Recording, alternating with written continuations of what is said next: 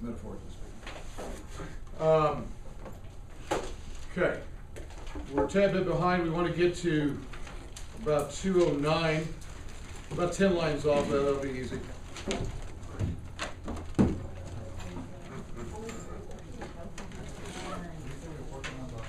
Oh, you're kidding. You are kidding.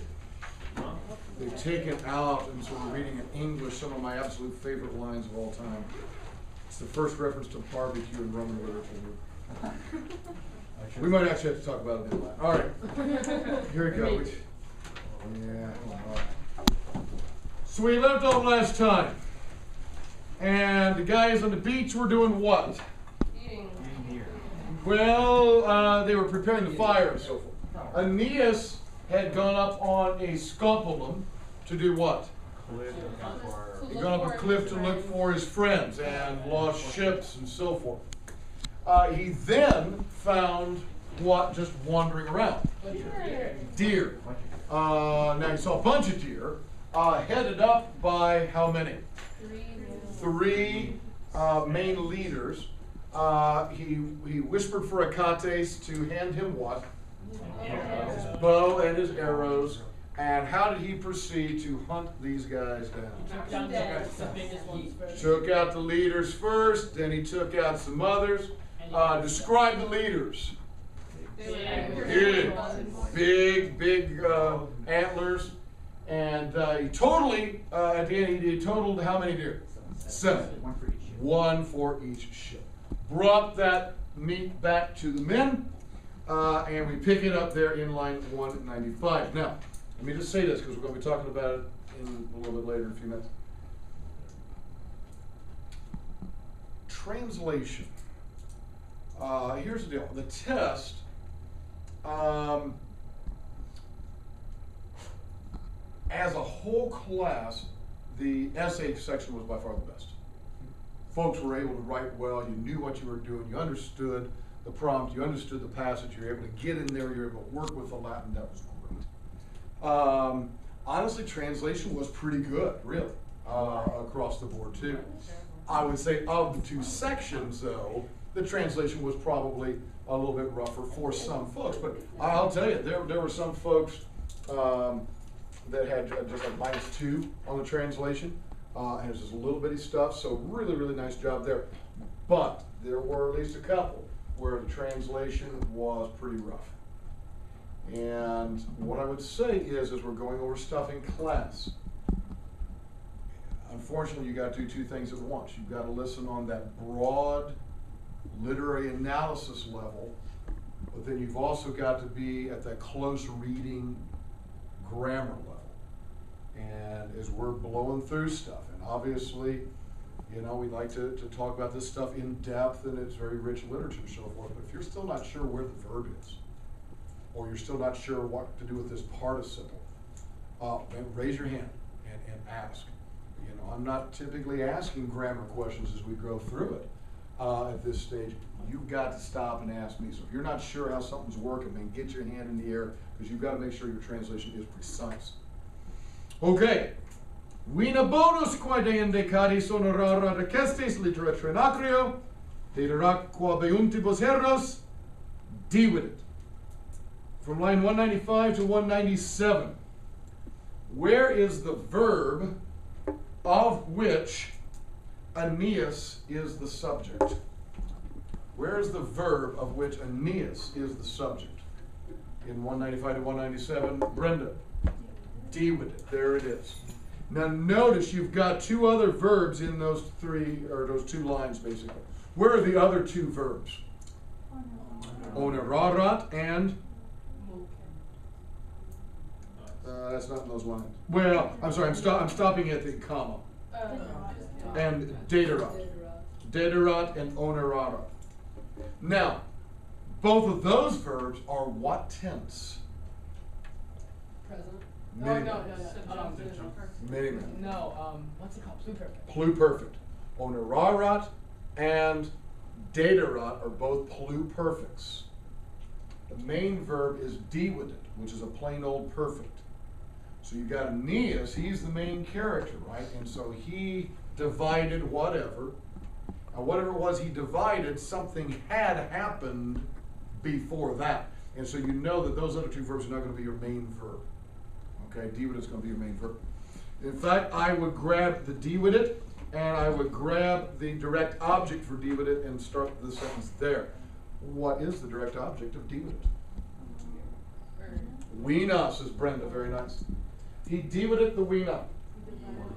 He divided the wine, or the wines. It probably would have been sacks of wines, sacks of wine. He divided the sacks of wine, or the wines, quae, which or that bonus deinde cadis honorarat acestes, which good acestes, make it sound pluperfect, honorarat, had stored in cadis, in jars, on the litore Trinacrio,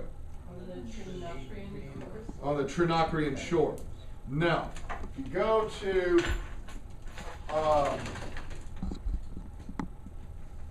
okay, honestly,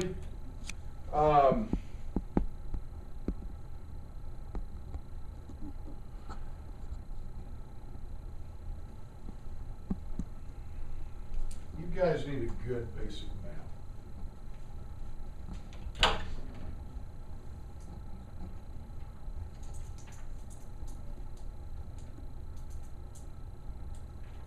Much better.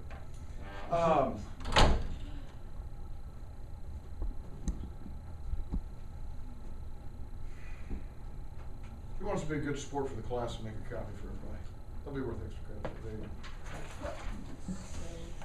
go. Now, I mean by hand, not with a machine. I mean with an actual yes, machine is fine. You need a little map. Rather than just keep pulling this thing down, plus so that you can actually mark some stuff on it. No, not now, but next tomorrow or something. So here we go. Asia Minor, sure. Right, Aeneas and boys bopping around. Okay. They had gotten, as we said, over to Sicily. We're going to find out about this later in a flashback where Aeneas starts telling his story. They had landed there, and a fellow named Acestes had given them some parting gifts, and once they set sail from Sicily, that's when the storm hit, and now they're over here in North Africa. Okay? That's what this is a reference to. We don't know the story yet. The audience wouldn't know the story yet. So we just kind of get a little hint here, and then we're going to get it told in the flashback later. So he divides the wine, which good Acestes had loaded up in jars on the Sicilian shore, and had daterat to those who were abeuntibus, to those who were leaving. Okay? A couple things. Let's talk culture, let's talk grammar. One, why would a guy give departing people a gift of wine or a gift of anything? It's like manners, but It's manners. That's exactly what it is. And that's exactly what you do. It's hospitality. If you stay with a guest, you expected to receive a gift. A host was expected to give a gift as you departed. Think about Odysseus, right?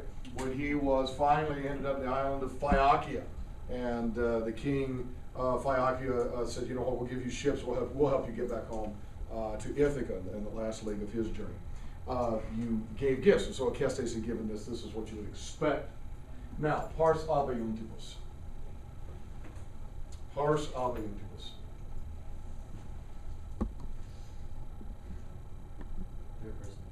Amen. Shut through the grammar. You're to blame. Cooper, what did you say? Cooper, you give Latin. Bad. Third. Yeah, I did. Oh, which case? Well, let's try. Well, East English, shouldn't it? It has to be That's what I was third. thinking. It has to be. What? It has to be third. It's third, well, okay, well, it's third declension. Yeah, that's what we It's meant. third declension, oh, Plural. and it is a plural. Yeah. Okay, oh, well, I thought you meant third And person. then Oh, it has no, to no, be no, either no. Oh, my it's mistake. either ablative or genitive. Ablative or Genitive. So it's dative. genitive. Yeah, but Dative. it's the dative, because he gave it to those who were departing. What part of speech is this? Abeuntibus. Minimac. Oh. Well, yeah. kind of, but not really. Okay. Oh, indirect object? Is it? Gerund. The NT is a big clue. Nope. Wait, what? Oh. Well, I heard somebody say participle. What kind of participle? The NT. Present participle. He gave it to those departing. It really would be implied like abeuntibus viris, to those departing men, or something like that. Okay?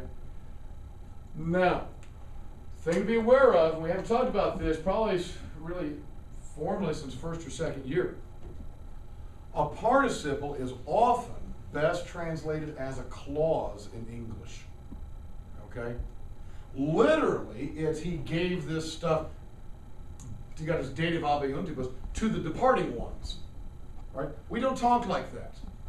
We say to those who were departing. We would expand that thing into a clause. It sounds like there should be a qui in there somewhere. Those who were departing. Okay, so very often, a participle, very often an ablative absolute, which very often uses a participle, right, is best translated as a clause.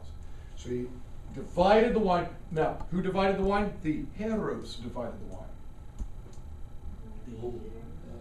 The hero, meaning Aeneas. Aeneas, the hero. He's a hero here. First time he's gotten called that. And notice the context. What's he doing? He's helping his comrades. Providing for his men. Providing for his men. It's not just about his own personal valor on the battlefield. This guy is providing for his men. He's caring for those who follow him. The hero divided the wines which good Acestes had loaded in jars and had given to those who were departing. Yes, Marcus. There's a quick grammar question. So, like, can you just go over real quick how gerunds, gerundives are translated? So, like, participles are like those like departing. So then. Well, it depends on the tense of the participle. Yeah. The ing is coming from a present participle. The perfect passive participles are translated how? Oh. Add. Having been.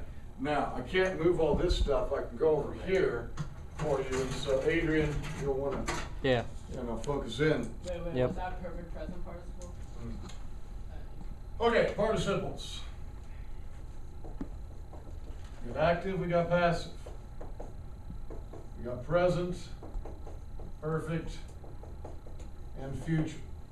And I'll tell you, you're going to find that old notebook very, very helpful and handy, even here in AP. Don't think just because you're done with second year and third year, now, it's all big, important literature, that you don't need that notebook anymore. That's a good tool. And you should probably have this chart in there. There is no present passive. There is no perfect active except for deponent verbs. All right, present active participle. Of course, you recognize it by how? And T in the middle or NS on the end.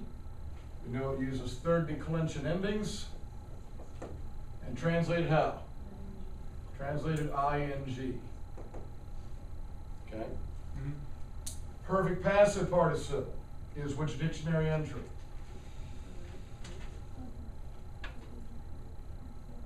Fourth. The fourth dictionary entry is the perfect passive participle. So what's the perfect passive participle of porto? Portatus, right?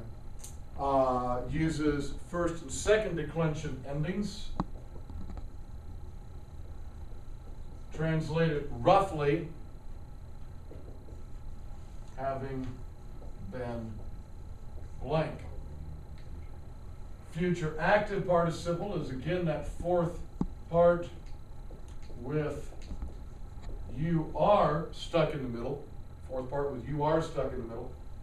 Translation about to. And the future passive participle is the gerundive. You're going to recognize it because it's got an MD in the middle. The gerundive is just the fancy name for the future passive participle. And your base translation is to be blank. But as I say, these things are very often better translated as clauses. And we did talk about this, certainly back in second year, but I'd actually take this as a grammar note. I'd write this down again. Okay? If you're going to translate a participle as a clause, okay, You're going to translate a participle as a clause. What you have to remember is that present participle shows same time as main verb. Okay? It shows the same time as main verb. So if your main verb is perfect tense, a present participle might come off sounding like a perfect tense. I remember this. Okay? Take as an example. And then isn't it like if it's like perfect, if it's like a perfect, Okay? if it's like future and it's a perfect participle, then it's like translated into present tense or something. Okay, well, we're going to get there in just a second. Let's take this one quick example here, okay?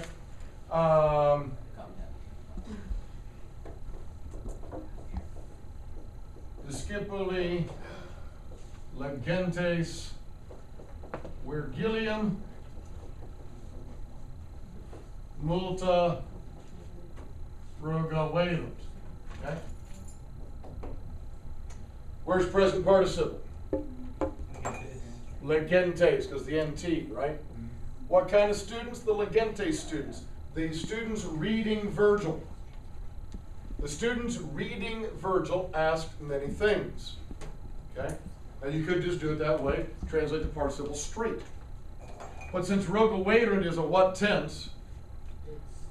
Perfect. If you wanted to smooth that out into a clause and use a who, the students who were reading Virgil asked many things, because the asking and the reading happened at the same time. Okay, that's the idea behind present participle. Then a perfect participle happens before the main verb. So if the main verb is present, a perfect participle will get translated as a perfect. But if the main verb is perfect, it'll get translated as a pluperfect. So it's always going before or earlier in time than the main verb. Okay? And then the future participle shows time after the main verb, okay, in the future. All right, back to business. Thank you. He divided the wines and with dictis, with words, he myrentia pectora mulcet. He calms their, I want to say savage, but sad, yeah, sad or grieving.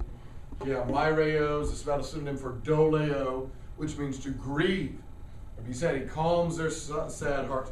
And he addresses them and he says, O Socii, O allies, all right, O comrades. Unfortunately, here's the deal. English is just poor in words for relationship.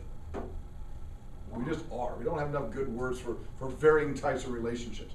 And even if we got comrade, that one has been so tainted now, you can't help but think communist, you know, and vodka, you know, so you go, okay. Well, so the comrade didn't work for us. You can't use that anymore, right? And, you know, there was a time when you could have had pal, but nobody uses pal anymore. You could say mate, but that sounds terribly British. And so, honestly, we're stuck. American English is stuck with that good relationship word. Buddy. Buddy sometimes. I hate Bro. But I will tell you this. For what I understand buddy to mean in American English, I don't think it adequately translates Socius. I might go out to a movie with a buddy. I might play around at golf with a buddy. I'm not going to necessarily call my buddy up at 2 in the morning when everything is breaking loose in my life and I've got to have somebody who's terribly close to me that I can talk to. That's a Socius. Brothers. Now, we do sometimes push that word, brother. And we talk about brother in arms, for example, or brotherhood, and so forth. So he says, okay, oh, Soki. I love how he addresses the men. He says, oh, whatever. I don't know how we translate it, but anyhow. Oh, brothers. Maybe that's it, oh, brothers. Yeah. Thank goodness it's in the plural, and the next words weren't. Where art thou? Exactly. Oh, brothers, and he explains why he addresses them that way. He says, for sumus, we are neque ignari. We are not unknowing. We are not ignorant of. Ante malorum. The troubles, the bad times, ante. Before. You and I have gone through some stuff. We have shared life together. We've been through the horrors of war. We've been through travel together. We've been through this horrible storm. And I will tell you, nothing bonds people together like shared hardship. Okay? And he says, oh, brothers. We've been through all this stuff together. Oh, and it's implied maybe a woes here. Oh, you having passi graviora. Having endured, and let's get the right degree here, graviora. Having endured more graviora. More grave things than this is what's implied. Yes, this looks bad, brothers, but we've been through worse.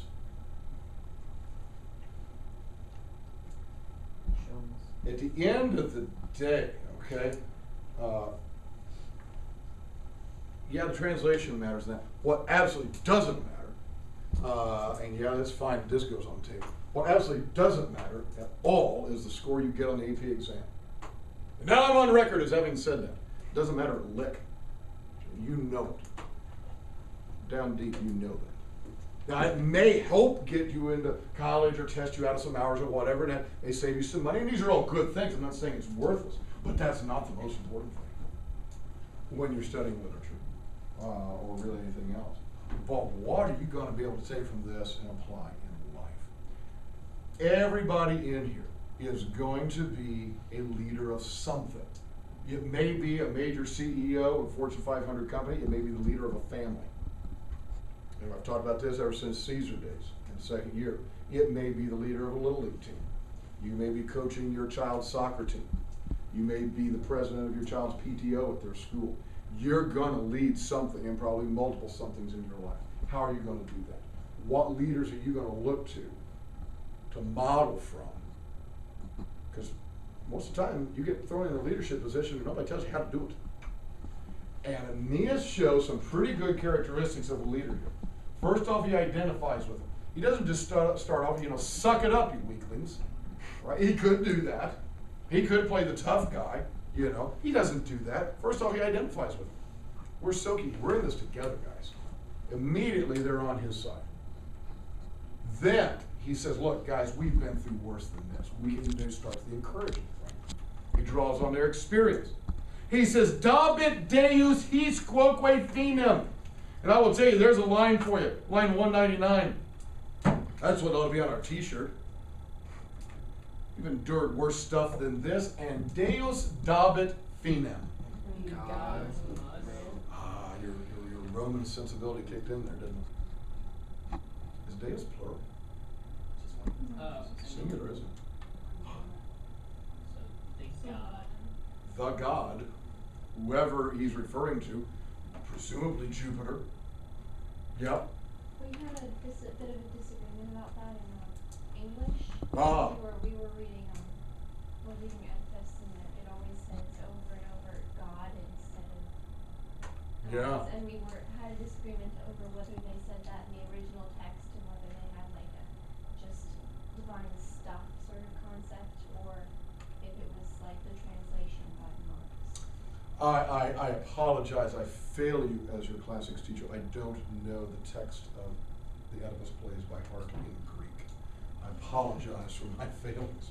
I'll have to look up the text. I don't know. There's the door, Mr. I'm going to say, obviously, this will be my last day with you all because I quit. Obviously, I'm ill-equipped to lead you. I have to look it up. When an ancient author like this, it depends on who the author is and what the work is. Sometimes they really may mean a single deity. It may be a monotheistic outlook, because there were certain philosophies that saw things as a monotheistic world, not polytheistic, okay? Cicero, for example, seems to have been something of a monotheist, okay? Now, this isn't that. This isn't a philosophical word. So what's going on here? He could just be talking about divinity in general. Just like when Romans refer to the city, without any further description, that can only mean one thing to a Roman, and it's what? Rome. And so likewise, the god would presumably mean Jupiter, but it isn't the gods. And I will say, I don't think I've ever had a class who translated that right on the first pass. Because we're so used to the polytheistic thing, we just see Deus and immediately with God. But he does say God here. He says, you've endured worse things than this. And he says, and the God will dabit finem, will give an end quoque his to these things too. So it's like, this too shall pass? This too shall pass. Exactly, that's really what it is. You guys, come on. You suffered through that last horrible night at Troy. We suffered through that horrible sea storm, and at least you guys, we're here, still here. Come on, you guys, we're going to get through this. And then he reminds them specifically. He says, woes et exilium blah, blah, blah, blah, Acestus. You have faced Scilium Rabium. Yeah, Rabid Scylla. And the Penitus Sonante Scopulos.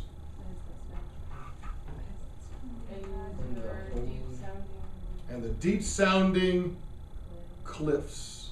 Okay?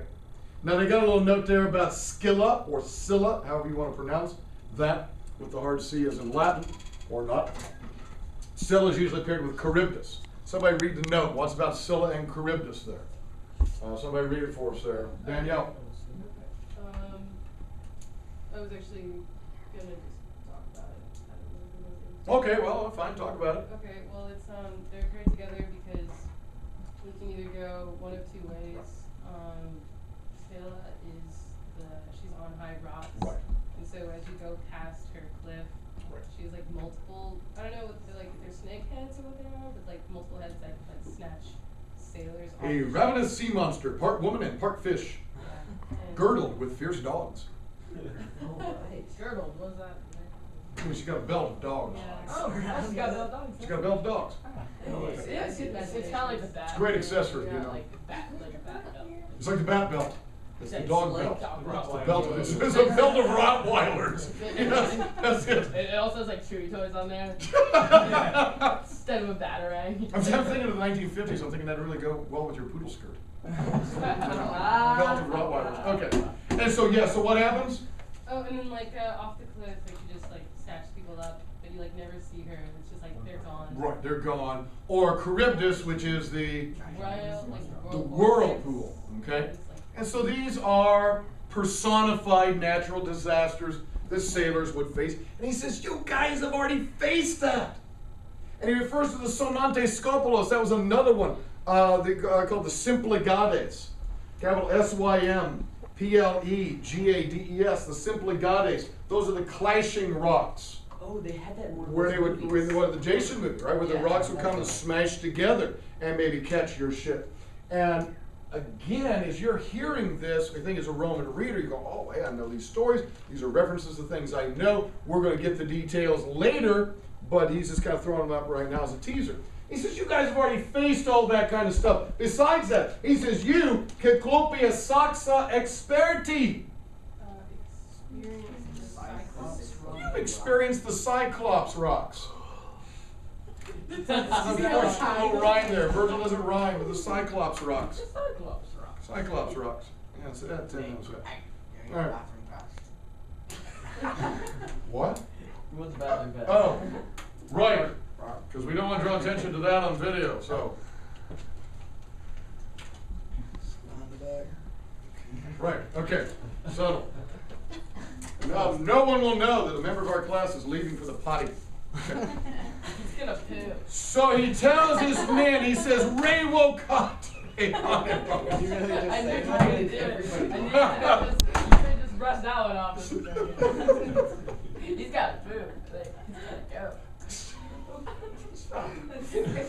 He tells this man, Ray Wocante animos. Actually, Ray Woco your minds. Recall your minds. Call your minds back. Right? Your minds are all wandering. They're fearful. They're worried. Call your minds back. and maestum timorem mittite. Send away this maestum timorem.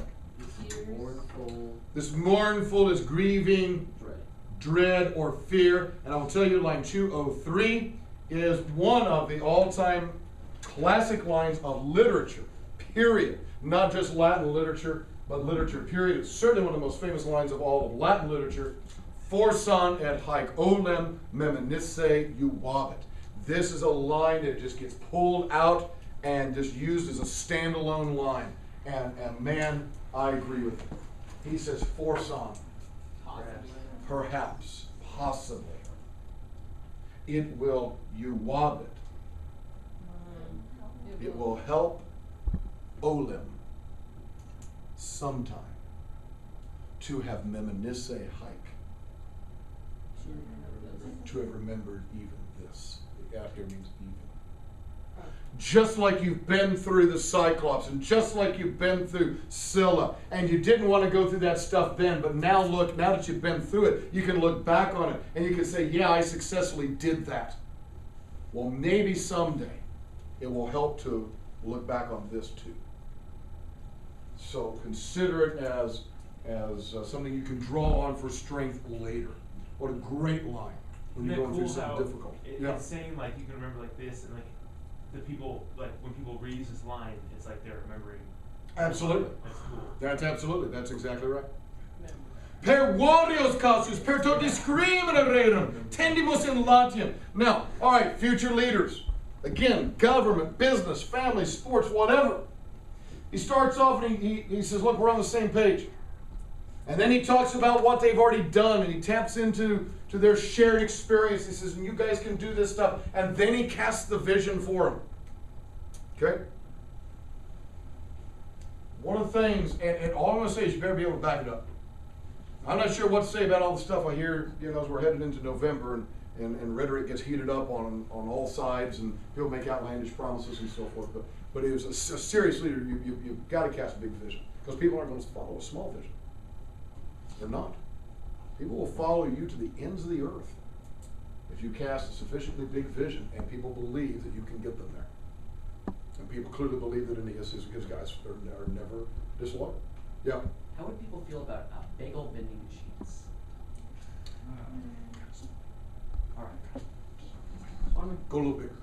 I'm actually all Donut vending machines. Oh, That. I was literally just saying That. Yeah, okay. Oh, bagels. He says, through varios casus, he says, Well, through all, through various casus, through various misfortunes. through various misfortunes, through tote.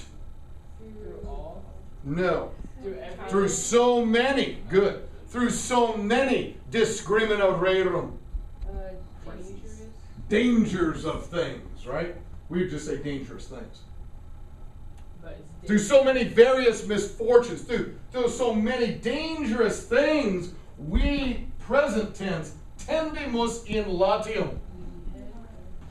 We head for. This is the root of tendon. Tendo means to stretch. We are stretching out toward where? Reaching out for where? Latium. We're stretching out toward Latium. Ubi.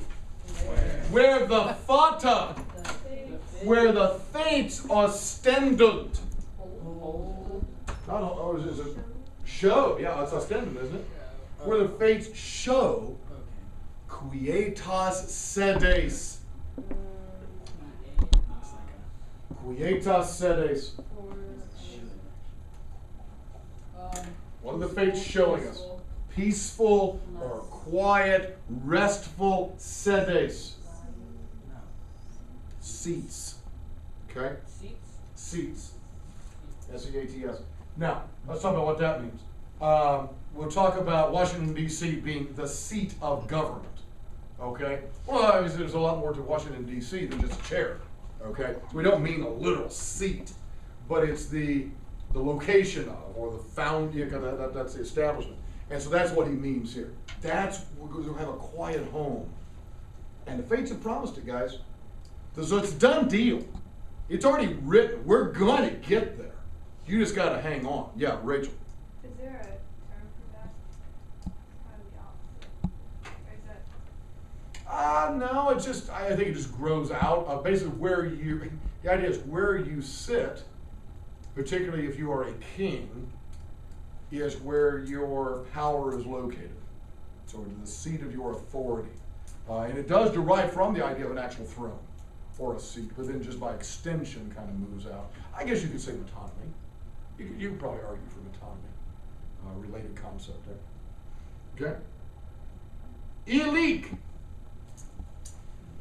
There, he says, it is phos, okay, which is related to phata. We've talked about this several times now. What's phos? It's the divine will, right? Phos is the divine will. Phos and phatum are both related to for phari phatus, the deponent verb meaning to speak. It has already been spoken. The gods have said it. It's going to happen. Take it to the bank. He said it is divine will. We got an indirect statement here. That the regna Troia, that the kingdom of Troy, resurgera, rise again. This guy's getting all, MLK on him or something. Aeneas has a dream. Of course it is. It's not Christ good? I mean, this guy didn't prepare it though. So I mean, Well, yeah, it's off the top, yeah. Yeah, it's It's like off that the cuff. one line. he's Right, like, Perhaps you'll remember this. That's right. One day you'll have to remember these things, because I have a dream. One day, Trojan children and Greek children will sit down together in the Italian Oh land. yeah, you yeah. know? It's point out something. It's Yeah. weird that he can like write these things. No, it's funny that like Virgil, is the one who wrote this, so he's like, like the perfectionist, like, Yes. I casually wrote this off the top of his head, but not really. Now, here's the great thing. A great author, you forget the author. So you get caught up in the moment. This seems like this amazing speech that Aeneas is just, thrown off the cuff and so forth. But then you're right. This isn't off the cuff at all. This is incredibly crafted by Virgil. So really, really wonderful point there. The other thing, and I'll throw this out there, as you think about Martin Luther King or any other great orators. King was a preacher. Well, all these guys, whether a preacher or a politician, serious orators are studying classical literature. That's where these guys get the rhythm and the cadence and the sentence structure. And the most memorable American speeches or British speeches, the speeches in English, are coming from this kind of stuff. And then he ends with this. He says, Durate. He gives them a command. Endure. Et servate vosmet. Save yourselves for secundis rebus. For happier days. Now, secundus literally is coming from sequor, which means what? To follow. Save yourselves for what's to come. Very often, secundus has the positive connotation of pleasing, and so like you said, save yourself for happy times. But definitely don't give up now. There's more to come. Okay? And then they get into the barbecue.